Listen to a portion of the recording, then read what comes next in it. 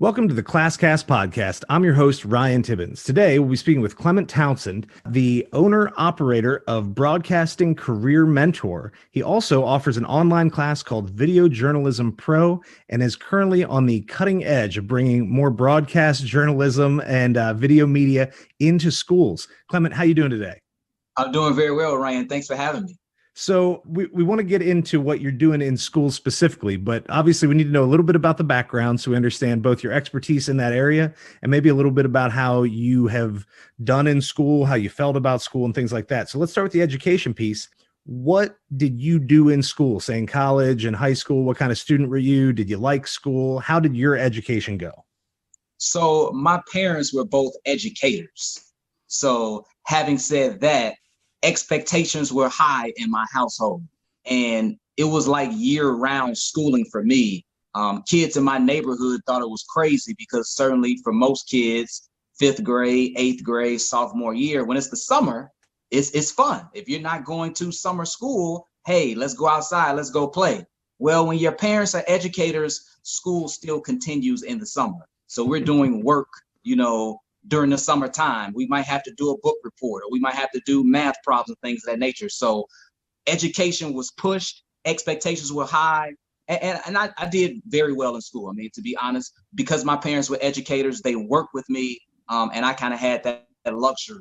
I was put in an environment in the schools that I went to where they were high academic environments. And when you're in those environments, you want to fit in, you want to be as smart as the people around you and things of that nature. So I had a great educational experience. I really enjoyed my time in school, high school, college. I majored in communications in college.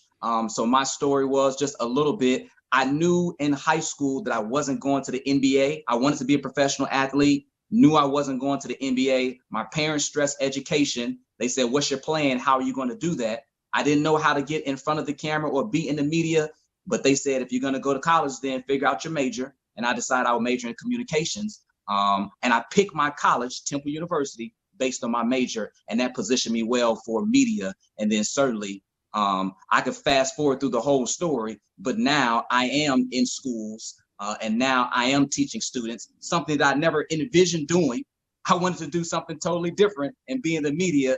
But I guess, certainly just my parents rubbed off on me and what I saw them doing, it's kind of full circle with me kind of now teaching students in some shape, form, or fashion. Yeah, and that's awesome. That's funny. My parents were not teachers, but still, we spent a lot of time going to the library. Like I remember that was one of the big ones. Like we were always 2 nights a week, we'd go to the library. So there's always a lot of reading, and my like first serious girlfriend in high school, both of her parents were teachers. And we used to have this conversation all the time. She's like, it never stops. Like, she's like, I'm 17 and they're asking me like, if they can check my homework and all this kind of stuff. And I was like, I mean, I always thought, I'm like, it's better that they care too much than they don't care at all. But yeah, I can understand that frustration. When you're a kid, it's bad. When you're in the midst of it, it's not fun. But certainly as an adult looking back, you can see the benefits, which is like a lot of things that kids don't understand at a young age. But looking back, it was like, you know what? That was probably for the best. So yeah. And you don't always see where that's coming from. Now, for your high school, where did you grow up? Sorry, where did you go to school? So I am from Chicago, and I grew up in Chicago, and I went to a school called Whitney Young. It's a pretty good school in Chicago. Again, it's actually the former First Lady Michelle Obama. She went to that high school. Oh, awesome. So I would say that is one of our claims to fame. Cool. That's awesome. Yeah. One of my best friends from high school lives in Chicago. And so here and there, I get he drops random articles on me about how schools are doing in Chicago or what's going on with the union and all that kind of stuff. In terms of what you did in high school, like at what point was communications a decision? Like you said, you knew that was what you were going to do when the NBA looks like it's not going to pan out. Did you take extra English classes in high school, or were you in, the newspaper, or like what led you into the communications and journalism field as you went to college? So none of that really existed in my high school, as good as the academics were. And I took like AP English and things of that nature, kind of accelerated courses and challenging courses. We didn't have any type of TV production. Did we have a newspaper? I don't remember. Certainly we had yearbook, but I didn't participate in any of those things. It was just a challenge, or it was just a decision for me around my junior year of high school. This pro sports thing won't work out. What can I do? Okay, I see people talking about sports. Well, I think I can talk about sports too. That seems like that's pretty fun. Can you make some money doing that? Absolutely. So, okay, I can talk about sports, stay around something I'm passionate about, earn a living. Let me try and move in that direction. It was pretty straightforward, pretty as simple as that, pretty cut and dry. And then again, okay, let's see what you need to major in. Communications, what schools are good in that? And then, so that was just the next step that I took. Yeah, and Temple is great. Temple's great for that. I actually had that conversation. Like, I never want to be the guy that bursts somebody's bubble, but sometimes I want to be the guy, like, I want to set you up, make sure we're making good decisions. And so I had a kid maybe it might have been longer than that, 5 years ago. I think he just graduated. But he played defensive back at the University of Virginia. And I mean, great athlete. He got invited to all the national combines throughout high school and that kind of stuff. And really outgoing, like, funny dude. Like, it was really good kid in class. His writing was iffy. Like, it was like there's a lot of personality, but like mechanically it was weak. And so I was always telling him, like, you gotta tighten this up. And he's like, why? And I said, because you have a good personality, because you talk and people like listening to you, people laugh, people are into it. But at some point, some of that, even if you get a job where you're going to do a lot of talking, I said, some of that's going to translate into writing. Like, you need to have that backup plan. And then we did the math, and I forget what it's like, 0.0001 or 0.001. The odds of making it to the NFL from even as an elite high school football player are so astronomically small. And so we did the math on the board one day, and I was just like, and this isn't telling you not to try. This is telling you that you should let me teach you how to use a comma better. Like, that's it. Like, I'm just saying, like, this might have value for you. Like, let's do that. I don't actually know what he majored in, though. I have no idea. How did you receive that talk? He was good, because I think he knew it was coming from the right place. Like, I wasn't talking down. I wasn't trying to tell him don't do what he wanted to do. I was just trying to impress upon him that what he wanted to do is exceedingly difficult. And you never know. I mean, even if you are good enough, it takes one play, one wrong step, you tear up your knee and it's done. And so, and I think he was aware that I wasn't being mean about it, and I think that sometimes teachers have that conversation and it doesn't go well, but it's because you're doubting the student. And I don't think you should ever doubt the kid, even if you don't think they are that good. It's somebody else will tell them that. Like, it's just, my job was to help them be a better reader and writer. And I thought, hey, maybe you should be aware that these are valuable skills to have in case you don't make it to the NFL, kind of deal. And whether people realize on their own or by whatever other circumstances that sometimes the primary plan doesn't work, you always want to have another one there. And that's how I landed in teaching. Like, I didn't want to be a teacher until I was already student teaching. Like, I was in a classroom before I was like, oh, teaching's kind of cool. I was just doing it because I liked college and I knew they did a 5-year master's program. I was like, oh, this is just a way to hang out at college for an extra year. Okay. And then I started teaching. I was like, oh, I actually really like this. Like, I'm not bad at this. But you always want to have reasonable plans in line. Now, I mean, it sounds like, given your upbringing, you're using your parents' input maybe more than you realized you would, right? You're getting back into schools and in the field of education, but you studied communications. And so how did you use that education professionally, say in that period of time between college and now, where you're taking more of sort of an educational approach to the idea of journalism? What have you done professionally in between those times? In terms of just, where did my career take me? Yeah. All over the country. All over the country. So from Chicago to Philadelphia, my first job was San Angelo, Texas. A huge culture shock. I mean, I went from big city to small town. I mean, I had a difficult time adjusting just because of the pace, the size, the distance, things of that nature. But again, I was covering sports. I was on air doing what I got my degree in the field that I loved, and actually executing on the plan that I set out for myself, as I mentioned, in high school. Thought I would be there 1 or 2 years. I was there 5. Ooh. Wow. So a lot of resilience, a lot of perseverance. People always say, hey, you can make it to ESPN, that sort of thing. I just wanted to make it to Chicago, just a big city for my parents to see me on television. Moved on to Mobile. Some cool things happened in Mobile. Went to the Super Bowl, NBA All-Star game, doing stories, college football national championship. Amazing time. Thought I would be there 3 or 4 years. I was there 8. So again, it's just the perseverance, but I still believed in myself. I still wouldn't quit. I felt I can go to Chicago. During that time, though, Ryan, I did meet a lot of young people that were interested in media, and they wanted to know, well, how can I get in front of the camera? How can I do what it is that you're doing? And that really stuck with me. I always kind of kept that in the back of my mind. I always filed that away. So after Mobile, I went to Lynchburg, Virginia for a year. And then finally, after 1 year, I got the call that I've been waiting for, like the call of my dreams. You know, it was a job opportunity in Chicago. I mentioned before, you know, I just wanted to make my parents proud. A couple of months before I actually got the call, my mom had pancreatic cancer. She went through some procedures and things of that nature, you know, thought she was going to make it through. The same week that I started in Chicago, she passed away. So the dream that I had, I'm kind of at the pinnacle, you know, feeling good. It was kind of bittersweet. So she never got to see me on television in Chicago. My dad did. So that was a trying time. But everybody always has circumstances and things that they have to overcome, kind of fight through. 3 years on television in Chicago, they had cutbacks. So for the first time in my life, I found myself unemployed after 17 years. I had always had continuous employment.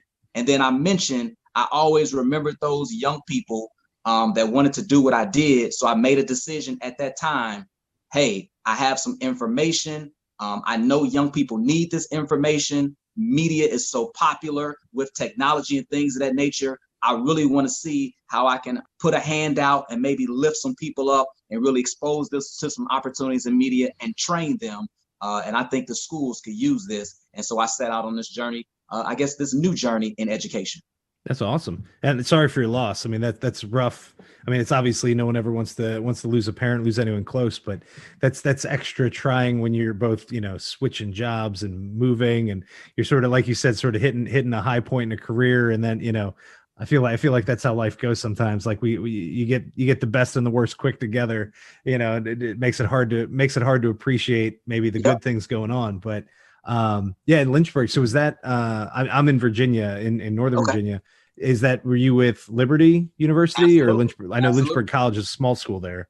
Nope, I was with Liberty. So Liberty had their own network, the Liberty Flame Sports Network, and they had an actual show called Game On that used to air on Juice, which is on cable, which was a nationwide show that we did 5 days a week, where we talked about athletes and their faith, and we would travel, and we would also talk about Liberty sports as well. So it was just a real cool opportunity, real unique opportunity. I was only there for 1 year, but really enjoyed my time there and what I was able to do. Awesome. So as we think about the shift into sort of the education field, you know, beginning your own operation as an entrepreneur, how did you start? You know, I always think, you know, from the teacher's perspective, I've got all kinds of ideas. Like I kind of have a problem because I see education everywhere. I don't see school everywhere. Like, full disclosure, I think that, you know, at least 50 and probably closer to 75% of school, like, kind of sucks. Like, what we're doing is important, but school could be improved. And that's one of the reasons that I do the podcast. But I see education everywhere. Like, there's opportunities to learn and to build a skill and gather information everywhere you look. And since I work in a school, I immediately started thinking, well, how would I do it? How can I turn that into a class? Like, I teach an English class, but we spend all kinds of times on things that you would never think of as an English class. Like, I always say, if you can read it, write it, or talk about it, it's English class, you know, so I can make anything work. But so for you, having the background in broadcast journalism, but not any formal experience in the professional side of education, obviously you were a student, how did you begin your company? Like, how did you start making contacts in schools? How did you start to convey that information? Because having the knowledge and actually getting it into a school or into the hands or the minds of young people, sometimes there's some hurdles to clear there. You know, sometimes the infrastructure of school makes it difficult. So how did you get started on that path? I guess, you know, the education from my parents, maybe that just came out, so to speak. You know, I just knew I wanted to teach them, you know, kind of how to report. And then I knew through reporting that had to do with research. And that's something that, you know, students do in school. I knew I wanted to teach them, or at least expose them to how to use a teleprompter. And when you're using a teleprompter, you're reading. I knew that was something that students did in school. and some of the other things that we taught as well, how to interview. That's kind of like communication skills and people skills. So, I knew certainly what I wanted to teach from a media perspective, and talking to, I did have some friends and things of that nature in the education field. So they kind of explained to me how some of these things relate to what I just spoke about, communications, speaking, writing, and certainly, in the education field, they want to know, how does this relate to what we're teaching? Is this a part of like core curriculum? How does this combine with different standards and things of that nature? So kind of, just talking to different people about what I was trying to do, and they kind of helped me formulate, a sort of curriculum. Okay, well, what would you teach? Would it be over 10 weeks? What would you cover? They kind of helped me, piece it all together to have some sort of curriculum to propose. And then again, to your point, cold calling, really just started to reach out to some of the principals that I knew in the area and seeing if this was something that they were interested in. That's kind of how I got the ball rolling. That's awesome. Yeah. And I think, there's been a push, maybe more or less in different areas, but I mean, overall, there's been a big push towards project-based learning in schools Absolutely. in the last few years. And so what you're talking about and what you're offering really fits that really nicely. And I mean, where I work, the superintendent, or he's actually on his way out, but the departing superintendent, that was actually one of the things that got him his job, was that he brought this idea of project-based learning. He had sort of a plan, he had labels, he had this whole thing that he sort of pitched the school board. And I think that's a big part of why he was hired. I think one of the things that he ran into, and I don't know if he expected, is that sometimes those changes sound really good to a school board, to administrators, and sometimes the students. Sometimes, teachers are tough sells. Like teachers just by nature, teaching is a lot of people get into teaching because it's a secure job, right? You have benefits, you have holidays, and knock on wood, but usually you got a pension or something hanging around there. And so most teachers are not giant risk takers. And so once you got through the door, you got the principal on board, what's your experience been with teachers in terms of offering some of your knowledge and some of these skill sets? Are teachers embracing it? Are they sort of hesitant but going for it? What's the feedback been from the classroom teachers? So initially, when I was doing it, it would mainly be kind of like an after school type deal. So it wouldn't necessarily be infringing upon or, just kind of partnering with the teacher. Later on, I did, kind of go into some of those situations where I was like co-teaching. I came in to co-teach maybe a media arts class, but initially there was no pushback from teachers because it was my own program after school, and I would have to recruit kids. So that's kind of how everything really started for me in the school system. And then once I did that and had some results and some students started to create some content and I could show people what students have done, then, principals were more open to, okay, maybe we should co-teach or have them actually come into the classroom. And even when that did take place, the teachers still were open because they saw the value in what I was doing. In terms of how important technology was, and it may have been something that they weren't comfortable doing themselves. So the fact that, they felt the students needed it and I can help with that, the teachers were open to allow me to kind of come into the classroom. And they knew that I wasn't like replacing them. It just might be for a quarter, it just might be for like 10 weeks. And they may have been happy to have somebody else come in with some curriculum and things of that nature, because they can kind of take a step back. While I kind of, take care of this quarter and this unit and things of that nature. So I haven't really had any, I guess, pushback or ill will from the teachers. It's been a pretty good experience. That's awesome. I think you hit on something really important there, is that it's not something that's just being thrown at them. And I think that sometimes with, obviously not with your program, but with programs like this, sometimes it gets, the principal loves it, or if you get really lucky, you got to get in with some superintendents, right? You get a whole school division buys it. But then what happens sometimes is you get the package of materials, the list of tasks, and it gets thrown at the teacher, and the teacher's like, well, I don't have time to learn it because I don't know how to do that. I don't have whatever. What you're offering is saying, I can actually come in and help with this. And so in that situation, I would expect less pushback. And I mean, maybe the most important part of this, and I talk about this somewhat regularly, one of the buzzwords in education is authenticity, right? We want authentic assessment. We want authentic. What people fail to recognize, though, when we say that, is that most teachers went to school, went to college to be a teacher, and then went back to school as a teacher. And so as a result, have very little like job experience outside of education. And so you say, do something authentic to a teacher. They're like, I'm already doing it. Right. Cause this is what I've always done. And so when we get into the idea of project-based learning or doing something more media-based, it's really difficult for the average teacher to make that authentic. Everyone, I'm doing air quotes when I say authentic, because they don't have that hands-on job experience. They don't have your background, right? And Right. so that's, in addition to the organization and the general knowledge, you're also offering the ability to make it authentic. And like, where the rubber meets the road here, I know how this works in the job field. And so then you can work with a teacher to make it work in the classroom. I think we do a lot of work in schools to create authentic projects and activities. And really all we're doing is we're all doing a really nice job of make believe, and so you might be the guy that ends that. So for example, just thinking about stuff that you've done with students, whether it's after school or in a class, whatever, what's a kind of activity that you lead them through? Because obviously, we're trying to build some literacy and communication skills, knowledge of journalism and broadcast media in general, but just as an example, what's an activity that you've maybe gotten good feedback from students you feel like you get good results out of?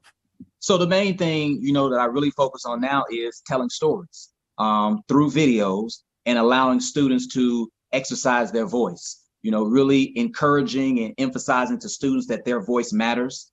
Their voice makes a difference. And because of technology, they can now publish to a wide audience, to a broad audience through a school internet, a school website, or YouTube or Facebook or whatever the case may be. So that exercise just consists of allowing the student to choose the topic, kind of student-centered content, and then letting them tell a story about that. So it could be about, if a student likes art, let's talk about who are their art inspirations, who do they look up to now, what type of art do they draw, what could that lead to? Certainly a lot of young men that I encounter like gaming. Okay, well, how many kids play this game? And why do the teenagers like to play this game? Certainly in the climate that we're in right now, social injustice. So, kids want to talk about that. What has been the impact to you on that? How do you feel those things could be changed? So really allowing the student to, pick the topic and then really showing them how do you film video with your phone, because certainly most people have phones and those type of devices. How do you kind of voice the story and create a piece of content so now you actually have something to show someone? You actually can look at what you've done and say, wow, I made this, I created this, my voice has value, and things of that nature. So that's kind of where I am now. Certainly storytelling is something that's always been around. I mean, when you and I were in school in English class, whether it was reading stories or writing stories, that was something that we did then. So now with technology, the way that it is, kind of expanding on that or taking it to another level and adding in the video element, I just believe that that's so powerful and so necessary in education today.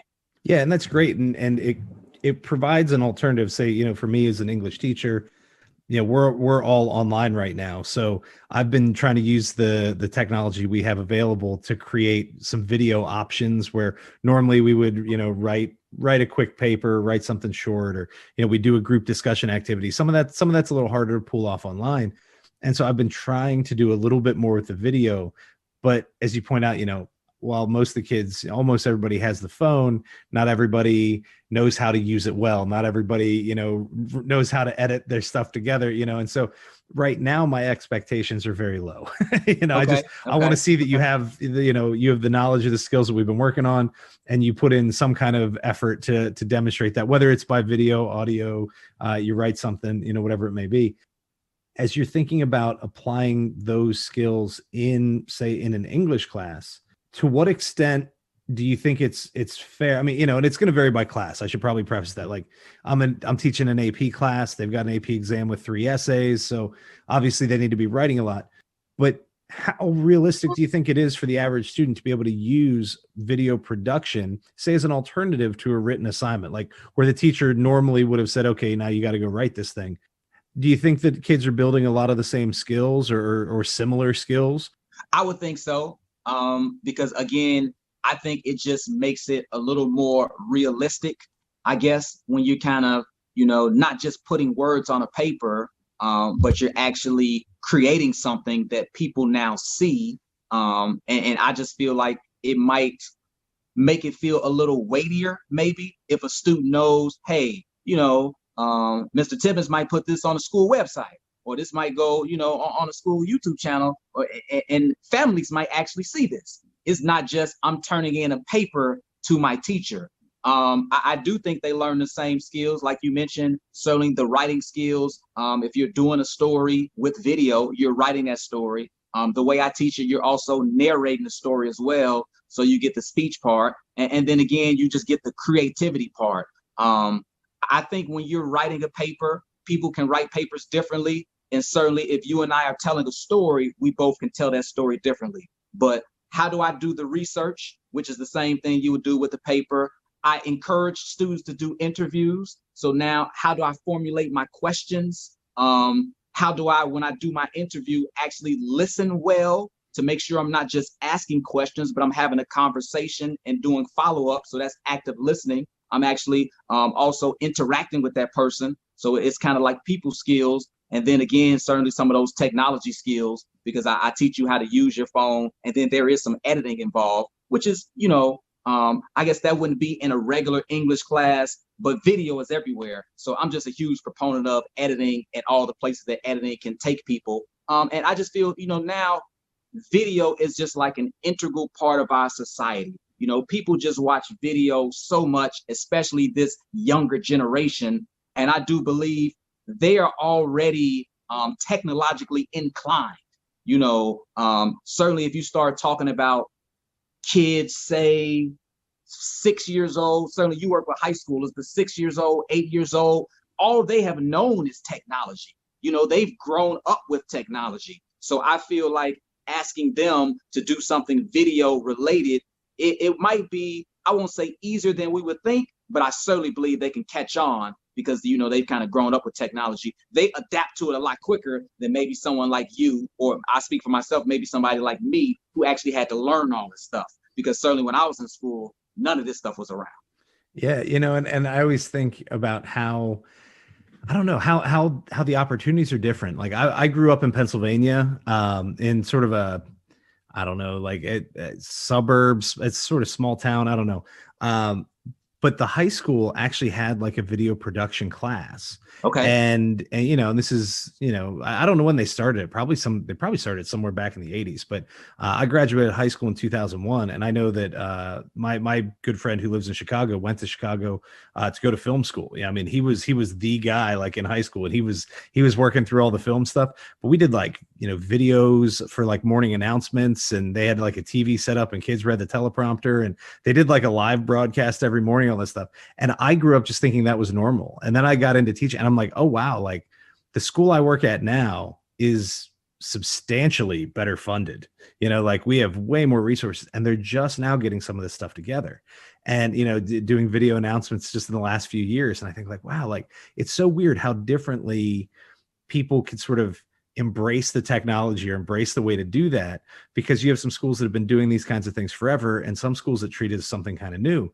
But to your point about the students in school now have just grown up with this sort of in their hands. So whether the school's been doing it or not, they probably have. Like I have a niece who's, I think, a freshman. She might be a sophomore this year in high school, but she's had her own YouTube channel for a few years. She does like, I don't know, like special effects makeup stuff. Like, I mean, it's cool. Like she'd make it look like, her whole arm got cut off. Like it's wild stuff, but she's just been doing that because that's a hobby, and that's what she and her friends got into. So isn't it natural that now schools would adapt and kind of implement that kind of based on your line of thinking, which I think is a very valid line of thinking? I mean, I think it seems reasonable that we should be doing it a little bit all over the place. And I think that's kind of what you're saying, is that some of this can just be part of how we communicate, because it is part of how we communicate. And if one of the things schools are doing is not just bestowing knowledge, but skills, and how to communicate a thing, how to think critically, then this is something that could probably be going on in most subject areas a little bit. and then maybe in a more in-depth way in an elective course or in a special program.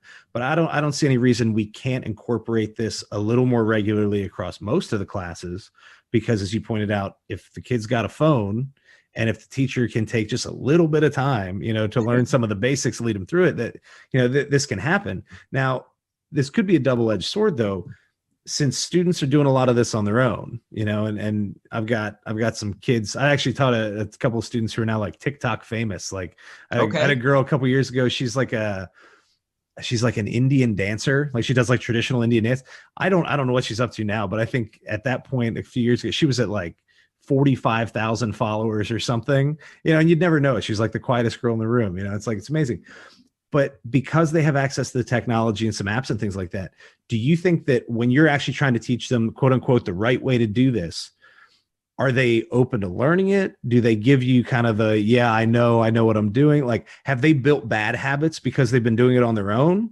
Because like, if you would have taught me this in high school, I didn't have any habits. I was a blank slate. So if you're working with students who, as you pointed out, have already been doing some of this comes a little more naturally. On one side, that's good. But on the other side, if they think they already know what they're doing, you either could meet resistance or having to correct the bad habits. So, I mean, have you run into that? Like how do the students sort of react if they're interested, but say the kid's already got a YouTube channel, does that kid desperately want to learn more, or do they kind of think they already know what they're doing?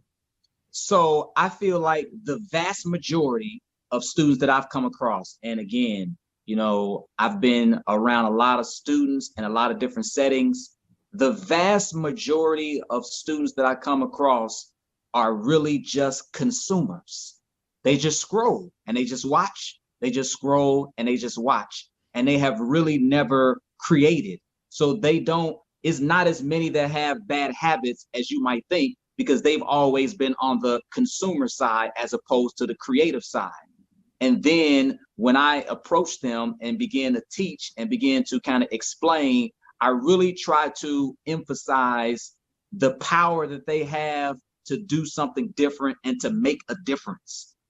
How they can, because I'm a journalist. So what I'm really trying to get across is stories to like inform and inspire and showcase a spotlight. Or even if it's a school, what if it's a teacher that won a golden apple? Well, certainly somebody in that school, should be telling that story. Who better to tell a story about what's going on in your school than a student? But I just really highlight to them, and we have a discussion. Is social media harmful or is it helpful? They understand it's a double-edged sword, but where are the students, where are the high schoolers, the middle schoolers that are putting out something positive, that are putting out something of value? Certainly, there's a time and a place for fun, TikTok videos, prank videos, and things of that nature. But where are the teenagers that want to actually add value and do something positive to combat maybe some of the negativity from social media, some of the bullying and things of that nature? So I just really try to, really push how they can make a difference, how they can be a trailblazer, how they can be creative, and how they don't have to follow the crowd. They can stand out from the crowd in creating this content. That's really how I propose it. That's great. And I do think that's something I've tried to do a little bit more of in recent years, with varying success, and it's probably for lack of consistency than belief. But I do think it's important that we teach students to be more producers than just consumers, because there are very few times in your life when someone's ever going to pay you to consume other media. And if they do, that's probably not much, right? Yeah. This is, you got lucky to screen a film or, look at some ads or something. But the idea of the production piece is really important. And, and I think a lot of times, as you pointed out before, when kids say write a paper in their English class or their history class, they write it with one audience in mind, and that's the teacher. And they write with one purpose in mind, and that's get an A. It's not actually write a good paper. It's not say something that's worth reading. It's just say the thing that gives that person, the reason to give me the grade I want so I can get out of here. And that's not the student's fault. Like, that's school's fault. That's the teacher's fault. Like, that's how we do this. We've created this system that sort of puts all the incentives are in all the wrong places. Like, we move the goalposts into the wrong part of the field here. So everybody's still trying to play the game, but they're not playing the right game. And the whole thing's gotten a little confused. And so maybe to your point, the idea that we can create something that we can share beyond the classroom. And with something written, I mean, yeah, you can post it on a website or we can send it into the local newspaper, but you're going to have limited readership. And sometimes that audience isn't an audience that maybe the students connect with a lot. When you give them the power to create through video, right? That is something that they see that they consume, their friends are consuming. And so maybe, to go back to that idea of authenticity, I'm not going to do the air quotes this time. Maybe this is a way to really generate something more authentic, is because now they're not creating it for the teacher. They're creating it for people like them. They're creating, you know what I mean?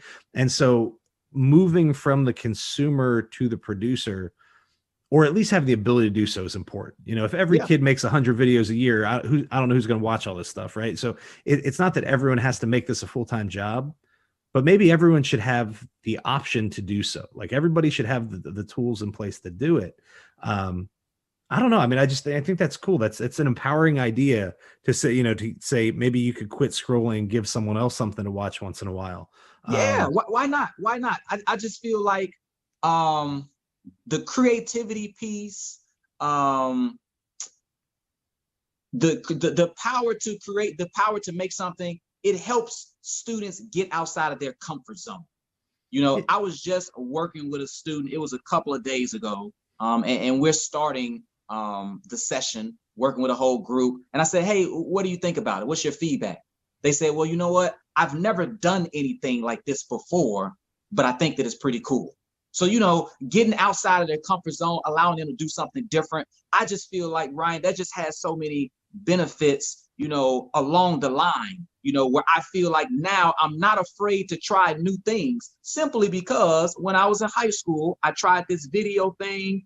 It was okay. It worked out. I was able to create something. Now maybe I'm a little open to trying something else. So I always try to emphasize to educators and different people, it's not just about creating media personalities or people to be journalists like me. It's about what the process can do. Certainly, most schools have music because they believe it's benefits there, but they don't think everybody's going to be a musician. I mean, certainly a lot of parents put their kids in sports, but they don't think all their all the children are going to be athletes, even though a lot of parents might think their child is going to be a pro athlete. That's a whole different story. But you know what I mean? It's just about the teamwork, the work ethic, the being coached and things of that nature. So for me, it's about the creativity, the independent thinking, just trying to critical thinking, just the benefits that they get, the decision making. Okay, I'm going to interview this person. I'm going to ask them that. I'm going to film this shot. I'm going to put this shot in. Just those life skills, I think, are so important. And I'll be honest with you, I just don't know if you get as many life skills out of a textbook. And that's why I think this project-based method has so much value. Yeah, and it also creates some opportunities for doing all of those sort of things, from telling the story. I mean, you hit on all the kind of curricular skills of do the research, understand how to tell the story, set up the interview, and you got to write it, you got to read it, you have to do the whole thing. It also creates some really good opportunities for collaboration, and kids can work in teams. And one of the nice things there, when you have students, and sometimes, it's just a matter of getting the right kids in a group and you get lucky or unlucky or whatever, but maybe everybody kind of finds their place, where one person is maybe great in front of the camera, but somebody else is great with the editing. And Yep. Sure, as the English teacher, I'm like, I'd really like for you all to be part of the writing and the research, but in the end, the kid who might go get a job editing might be making more money than me in 5 years. You know what I mean? And so the fact that wasn't specific to my class doesn't mean that it doesn't have value. And if in the end, the whole group put together, puts together this product, it's also a chance for students to specialize a little bit. And I always think that that's something that maybe we don't do real well in school, because there's so many classes required. You have to take English, you have to take math, you have to take science, and don't worry, I love knowing stuff. I think we should all learn as much as we can. But in the end, very few people get paid for being a little bit good at a lot of stuff. You got to find one or two things to focus in on. It sounds like this is also an opportunity for students to collaborate and build some of those soft skills, those interpersonal work skills, and maybe specialize a little bit for when you're doing this. When you're running a class or running a program, how much of it on average do students do independently versus in groups? I mean, I know you could do it all independent or all in groups, but when you present it, what's that balance look like? Like, what do you think is the way that you like to present that? Certainly when I do editing, I try to do editing in groups because students can kind of learn from each other. Okay, look over their shoulder. Maybe it's three people, at an editing station. Pay attention to what they're doing. Look at maybe how they adjust the colors. Maybe look at how they do that sort of thing. So they can kind of watch each other. That's pretty much the main collaboration. Again, I want students to talk about their own topics. So when it comes to what we're discussing, hey, you pick the topic that you're interested in. When it comes to writing a story, the students write their own story. So the main collaboration part has to deal with, editing in groups to kind of see what the other person is doing, because certainly it's a lot of different details and things that you can kind of tinker with in an editing process. But certainly, as different teachers, more collaboration could be done. That's just kind of how I facilitated it. But if you have a class, I try to limit the class sizes. Certainly when I do it in the after school, I cap it, but if you're a teacher and you have 25 students, you're probably going to want to have more groups, because it can be difficult to, have 25 people working on different things. So yeah, it ends up being a lot of video to watch, which is, that I always tell everybody that's the worst part of my job. It's grading all the essays, and switching to video sometimes makes it more entertaining to watch them. But in the end, I still got to watch it. So, if a kid makes a 4-minute video, is that really any different than writing the 2-page paper? Like, I might've been more entertained, but I still got to sit and do this. Actually, just what do you recommend for practice purposes, like on the instructional side, when you're introducing the skills, or maybe when a kid's ready to work on his first independent project and he's going to do it on its own? What do you recommend for video duration? Like for teachers thinking about trying to do something like this in a classroom? I know I say this just for me, because like doing like public speaking, to get them extra speaking opportunities, we've started to do some on video and then some live in class. Because if we do them all live in class, you just sit around the whole time and watch everybody give speeches. So they do some extra stuff on video. But if I let them go too long, I never get to watch them all. So, I always keep them like under 2 minutes, but I don't know if that's actually best for them or if that's best for me. Like, what do you recommend as a duration to give, you say 2 to 4 minutes, 5 to 10, like, what do you think is appropriate to help a student learn these skills? 2 minutes. You hit the nail on the head. 2 minutes. Not too long, not too short. For me, when I'm doing video stories, it's not the student that's on camera the full time. So when I facilitate it, a student doesn't necessarily have to be on camera, because certainly you can come across a lot of students that really are shy and don't want their face to be on. So they have the ability to either film with their phone or actually take pictures, and now, have a VO, which is a voiceover, and then have B-roll. So I'm getting a little technical, but B-roll is covering what somebody is saying. So students can actually do a whole story where they narrate the story with their voice and cover it with video or pictures, and they're not on camera the whole time. But to your point, when you have a 2-minute story, then you need a good amount of video and a good amount of pictures. When you start getting into 5 minutes and 6 minutes, you need a whole lot of video, which would require someone shooting a great deal. So, I'm really trying to get them more so into the creation part and the speaking, not trying to make them a videographer. And so that really kind of gets into, pushing the limits of what I'm trying to do when it gets into 5 minutes. If students are just extra excited and they say, you know what, I have so much to say, can I go over? I do. I allow that. But it's rare that a student wants to do a 4 and 5 minute piece, because again, even though they're excited, the 2 minute range, they still seem to be okay with keeping it there, because it can be time consuming. Understanding, editing can be a pretty meticulous process. So once they get into it and can see how meticulous it is, they're okay with the 2 minutes. Yeah, no, that's good, because I think that makes it less intimidating for the student, probably less intimidating for the teacher. Like I said, just on the idea of giving students both enough time to create the content and then enough time for the teacher to, watch it, give feedback, etc. I don't know. I think there's a lot of room to play here, and maybe some of it just requires the basic skills up front. as we think about our immediate situation with a pandemic, with a lot of schools, either closed, and everyone's online or going part-time, things like that. I know you said that Video Journalism Pro is an online class you offer, and I'm assuming that some of that has to do with the pandemic and trying to find a way to still get your message out. How have you pivoted your business, like your presentations, given the pandemic and the shift to maybe doing some of this online? How has that been working out for you? It's worked out very well. I feel like schools, teachers have been very receptive. Certainly, prior to the pandemic, I was in schools and I was taking a lot of equipment. I would take my video camera and I would take my microphone. I would actually take my teleprompter. But I don't think any students have a teleprompter at their home.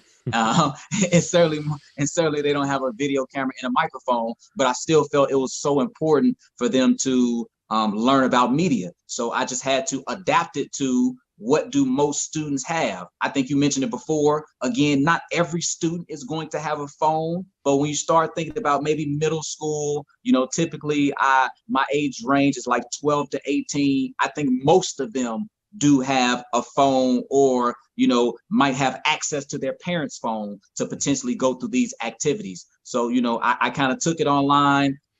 It's a series of modules. It has a workbook to go along with it. And now the teacher can feel confident, whereas a teacher may not have ever got experience with video. They might be hesitant with video, have no idea how to edit. Certainly, a lot of teachers are tired and overwhelmed. They now have a curriculum and video lessons that they can kind of press play on and allow me with my expertise to kind of, teach what I know how to do and kind of get those results in the classroom, so to speak. And then again, it's online, it's on-demand lessons. So again, if a student is absent, they can go ahead and watch it. If a student didn't understand, in a typical setting, once class is over, the student kind of has to go through their notes. But in an online setting with on-demand lessons, they can rewatch it and watch it again to try to see if they can maybe clear up some things that they didn't get the first time around. And I think right before we started recording, I'd said that, this might be one of those times where it's kind of the silver lining, right? That not that anybody ever wants to ever deal with the pandemic again, or that any of us predicted this, but I think that certainly not everyone, but I do think a lot of people are finding some new skills or some things that maybe they're good at or they like doing. They didn't, if you'd asked me a year ago, hey, you interested in teaching classes online? I'd have been, hell no, get out of here. And right now I'm posted up in my little makeshift basement studio. And I'm like, I'll be honest. I do miss certain parts of being in school, but I don't miss the commute and all the rest. This is not too bad. And there's some things in my teaching that I'm getting better at because I have to, right? And when you apply pressure, people have to respond. And I think that sometimes that means you develop a new skill, you develop a new thing. In this case, you've developed a new way to deliver the skills, to deliver your curriculum. Is that something that you think you might expand on or maintain after the pandemic's done? Is that fruitful for you? It's going well. Obviously, who knows, over time things can grow and you evolve, you revise, but does the online on demand seem to be productive enough that you might consider that as a long-term option for your business? Absolutely. Because certainly in the prior model, with me actually being in schools with just one person, I can only be in so many schools at one time. But now with the online on-demand model, potentially I can now help out and teach students in Virginia or in Idaho or Las Vegas or Texas or whatever the case may be, and still give them the core information because the lessons are on demand. So they get the same information, all over the place without me having to be there physically, if you know what I mean. Also, due to the pandemic, I just feel like, principals, administrators are now more open to online options and new ways of teaching because, we've all become comfortable with, virtual learning or remote learning. So even when, things are safer and more people are back in school full time, I still believe and I certainly hope that educators will understand there is some value in online, and we should start to modernize the education and do some other things. And if the teachers aren't necessarily confident in media, but they understand the value and how important it is to have that as a part of the curriculum, why not? Let's explore this option and use this option to give students something that can really help them with their life skills. Yeah, that's awesome. You're right. It sort of requires a change of perspective on all sides. Teachers and administrators have to get on board. But in your case, it makes you scalable, right? That you can only be in one place at a time. But when you can provide some of this through video and through that, my wife is a dance teacher and she's written a curriculum. She runs a school, but she's the commodity, and she does employ a few other teachers, but she's very picky about like getting the right teachers to do it the right way. And so she's always sort of limited by how many people do I have, how many locations can we be in. And now she's setting up she's got her website running, she's got private video channels, she's got all this stuff going. And that's one of the cool things, is that it lets her reach out. Her reach has expanded substantially, and so it's a cool thing to be able to do. It requires maybe a little more time up front on the content creation. That part is not easy, but if you find a way to get that piece working, like I said, when you are the commodity, when you are sort of the value in the company, it really does give you the opportunity to grow, which I think in the long term, hopefully works out, hopefully it works out really well for you, because it sounds like this is something that has legs, and hopefully more schools are looking into. As we think about what schools should be looking into, what do you think would be maybe a quote unquote ideal school, with the understanding that maybe there is no one perfect model for everybody, but if you were given the opportunity to run your own, say, private school or charter school, like you get funding, you get whatever kind of staff or building that you do or don't want, but you have very little legal oversight. Just as long as the kids are learning and nobody's dying, you can do whatever you want with them. What do you think would be a great school that you would be happy to run or to send your kid to? What a question. You can do anything. Right. A super open-ended question. To be honest, just what we hit on before, a ton of project-based learning. For me, we would do a lot of media. It would be a lot of creation. The school would have a lot of student input. Hey, what do we want to create? How should we create it? Are we doing TikTok and finding a way to weave that into education? Like, certainly we're going to try to learn some things here. We're not just doing TikTok dance videos with so many kids but how can, some of this technology that they're already using, Snapchat and things of that nature, how can we use that sort of thing?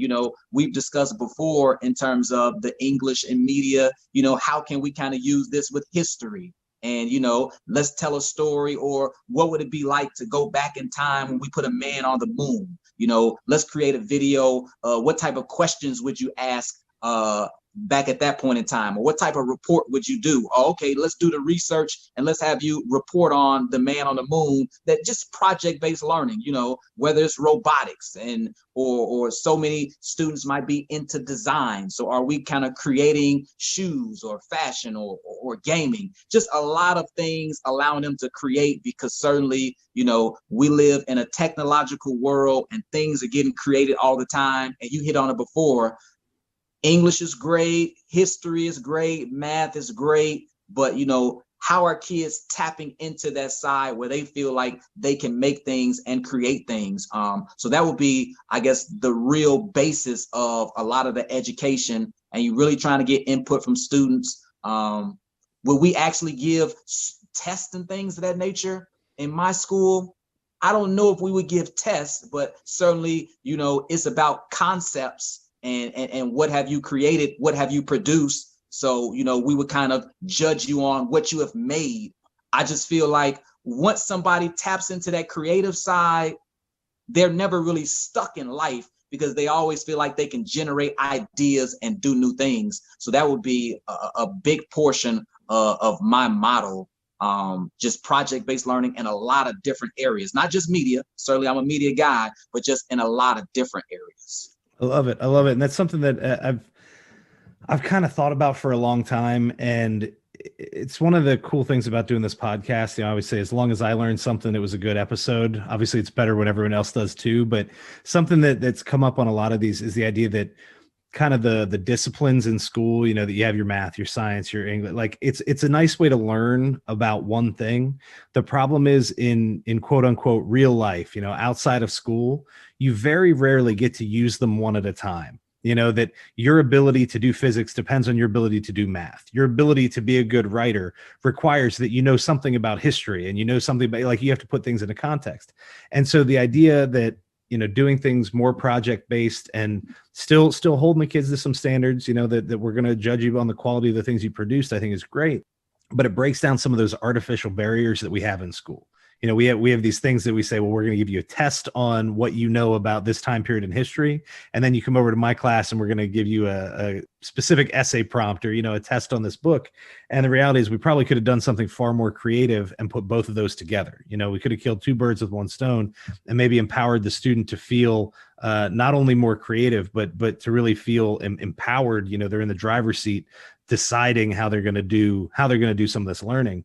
So, and as you said, you're like all kinds of project-based learning, but, the media really lends itself to this because it's easily applied to a lot of different areas. There's a lot of other kind of projects you can do that sort of fit into one discipline, one subject area or another. But with some of the ideas you have about how we can be using and teaching media, not just media literacy, but media production in school, it really does give kids the opportunity to put all these things together. So I would sign up and go to the school. It sounds good. That would be good. I gave a history example with the man on the moon. I'm sure you could do the same thing with science, in terms of, science experiments and interviews and things of that nature. Teachers are super creative in and of their own right. Certainly they've had to be in the pandemic. So I'm sure they could take media and make it as, I guess, in the education world, they would say cross-curricular. I certainly think, that can certainly work in a lot of different areas. I love it. Is there anything else that we either didn't talk about that we should have, or you think we talked about but didn't do justice to? You get a little open mic here. You can hit us with your sales pitch. You can anything you want to say before we do some recommendations and wrap up. No, I just think that it's unfortunate.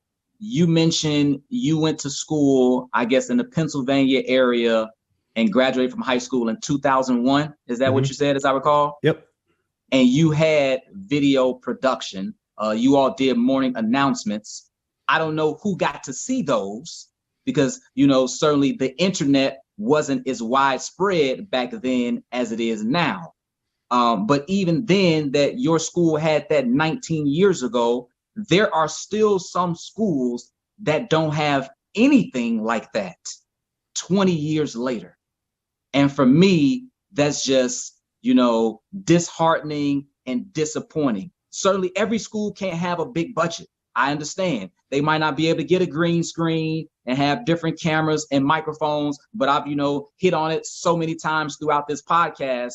Most students have phones, and you can just start with the technology that you have. A cell phone is a recording device and work from there in different apps. Certainly I'm an Adobe fan. I love for students to learn Adobe Premiere Pro because that's the industry standard when it comes to editing, but they have the app Adobe Rush. And even, a lot of students are already familiar with iMovie on the iPhone, just getting students started where they are. But I just believe it's 2020.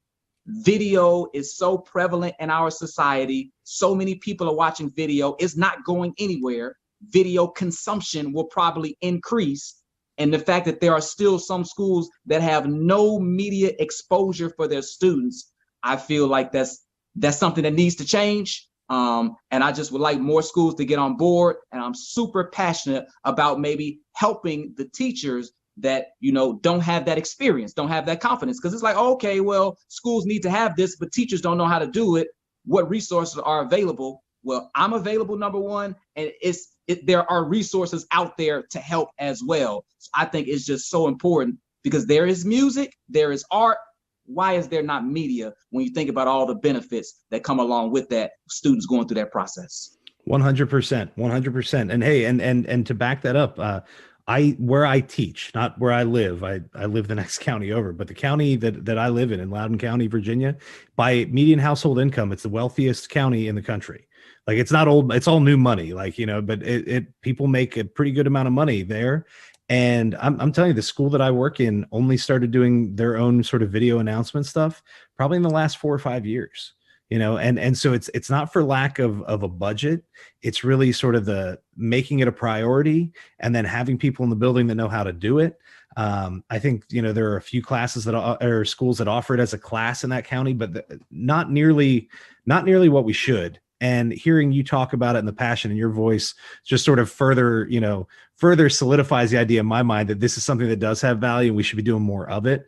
And, and so I know there's a lot of places in the country that think about it and they say, well, we can't afford this, we can't afford whatever. There's a lot of places that can't afford it and aren't doing it either. And so I think maybe one of the first things we need to do is recognize the value and make it a priority. And then once it's there, then you figure out what you do about the funding or the technology and the materials. But, it doesn't do you any good to buy a camera and stick it in a closet. You got to have somebody in the building that wants to do it. And so I really think that, if nothing else, I think the ideas and sort of the passion that you brought to this discussion are important, because if that can find its way into a few more schools, then maybe that's where some of this starts to take off. Maybe that's where people start to take this more seriously in the educational setting, right? Is understanding we have the budget or we don't have the budget. This is a real opportunity for your students to learn. And maybe it doesn't have to be an intimidating thing in the first place. And that's maybe where a guy like you comes in to make sure it's not as intimidating. I don't know, man. I love it. I think, like I said, I think there's a lot can be done here, and my wheels are turning on how I can do some of this in my classes. All right. So let's get them. So you're a sports guy, at least historically. So if you want to go that direction, you can go education any which way you like, but a couple of books or movies or both that you would recommend for people to check out, for whatever reason you like. What do you recommend listeners check out? So certainly, my passion is youth. We've discussed that so often throughout the podcast, and I'm really all about success. Really, whether it's educators or students, just really having success in life, and meaning what that is just setting a goal and achieving that goal. Plain and simple, just having success. What are you trying to do? Let's make sure you can accomplish that. So for me, that starts with your belief system. So the books that I recommend would be success oriented. One of them is The Power of Positive Thinking by Norman Vincent Peale. I really feel like, your self-talk, what you say to yourself, how you actually think, how you try to program your mind is so key. And then the second book is similar. It's called The Magic of Thinking Big by David Schwartz. That is just a phenomenal book. Just elevates your thought process, again, about believing in yourself. Once you start to believe and take action, your mind starts flowing and juices start going. That's why I'm so big on creativity, because once you set in your mind that you're trying to do something and believe it, that activates your mind to go ahead and start to make things happen. And it kind of challenges your mind. People always talk about we don't use our mind nearly to the capacity, that we can. But I just believe it all starts with that belief and taking some steps towards it. And then your mind starts to generate ideas like, oh, you want me to create? You want me to do this? Okay, all right. But if you never even take steps, it almost gives your mind a reason not to do anything, if that makes sense. So those will be my two books. I'm more of a audio type of person and a book type person. So along those same lines, it would kind of be a recording of Earl Nightingale, and it's called The Strangest Secret. These are all things that I read in adulthood, but I really try to impress upon students, and they're great for adults too. I mean, I think they've taken me to another level. But again, it's another thing about how you think. For some people that aren't necessarily readers, this is something that's on YouTube that they can listen to.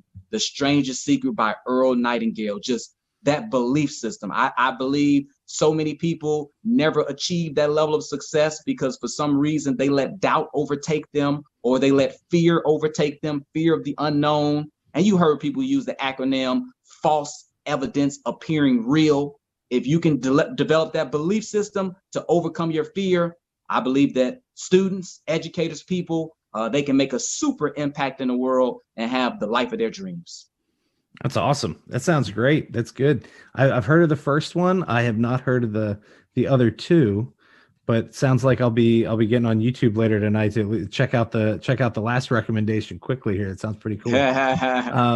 All All right. So Clement Townsend of Broadcasting Career Mentor, this has been awesome. And you have some great ideas, and you really bring a little fire to it. And so I'm hoping that some people in schools hear this and hear not just something that sounds like, oh yeah, I could do it in class, but really see some value and hear something they could be doing in their classes. If any of the listeners want to get in touch with you, where do we go to find you? Website, social media, email? What do you like for contact info for listeners who want to learn more? I would certainly love for people to check out the website, videojournalismpro.com. It's Video Journalism Pro. Feel free to connect with me on LinkedIn. My name, Clement Townsend. Facebook, first initial C, last name Townsend TV. So on Facebook, that's C Townsend TV. And the same thing on Instagram, C Townsend TV. We'd love to chat. We'd love to connect. We'll be happy if, people would check out what we're doing in terms of the youth media space. Fantastic. All right. Well, Clement, thank you again for taking the time to talk and share these ideas. I think there's a lot of good stuff here. Ladies and gentlemen, again, this has been Clement Townsend, and I am your host, Ryan Tibbens. This has been the ClassCast Podcast. You can find the ClassCast Podcast on all major streaming platforms and at www.classcastpodcast.com. If you have any questions, comments, you'd like to get involved in the conversation, you can always comment or contact there. You can also find us at ClassCast Podcast on Instagram and Facebook, and at ClassCast Pod on Instagram. Thank you very much.